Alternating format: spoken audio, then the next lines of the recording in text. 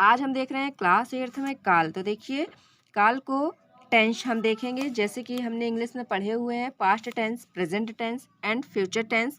तो हम देखेंगे टेंस की परिभाषा क्या होती है। क्रिया के रूप से कार्य के करने, होने या ना होने की समय का बोध होता है। इस समय को ही व्याकरण में काल कहते हैं। ठीक है, मतलब कि जो कार्य हमारा चल रहा है या जिसको हम कर रहे हैं या वो स्वयं ही हो रहा है, तो उसके जो करने का समय होता है उसे हम क्या कहते हैं, काल कहते हैं।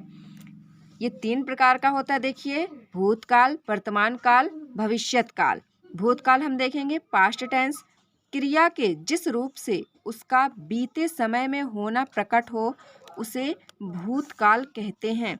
देखिए क्रिया के जिस रूप से, ठीक, मतलब कि जो कार्य हुआ है वह किस समय में हुआ है, मतलब जो समय बीत चुका है उसे हम कहते हैं कि क्रिया के जिस रूप से उसका बीते समय में होना, क्रिया जो बीते समय में जो समय निकल चुका है उस समय में हो रही है उसको हम कहते हैं भूतकाल।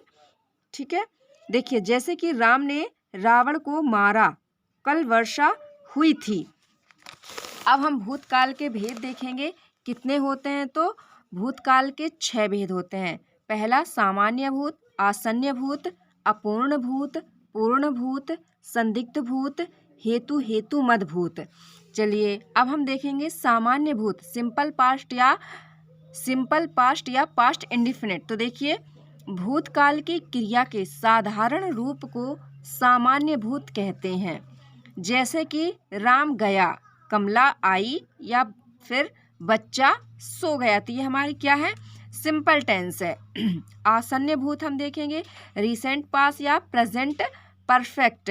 तो देखिए क्रिया के जिस रूप से कार्य के अभी अभी समाप्त होने का बोध हो वह आसन्न भूत कहलाता है। देखिए क्रिया मतलब कि मैंने अभी आपको बताया कि क्रिया जो काम हम कर रहे हैं वह अभी हाल ही में ही जिसे हमने काम करके समाप्त किया हो, जिस क्रिया को हाल में ही काम किया हो और वो समाप्त हुई हो, उससे हम कहते हैं आसन्न भूत। तो क्रिया के जिस रूप से कार्य के अभी अभी समाप्त होने का बोध हो वह आसन्न भूत कहलाता है।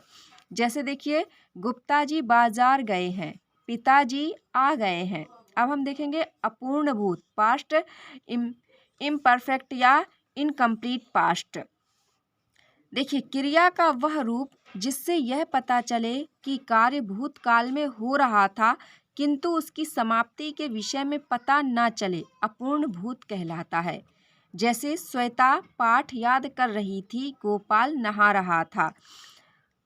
आशा करती हूँ फ्रेंड्स आपको ये वीडियो अच्छी लगी होगी। मैं ऐसी ही वीडियो लेकर आती रहूँगी। तब तक के लिए like and subscribe. So thank you for watching my video.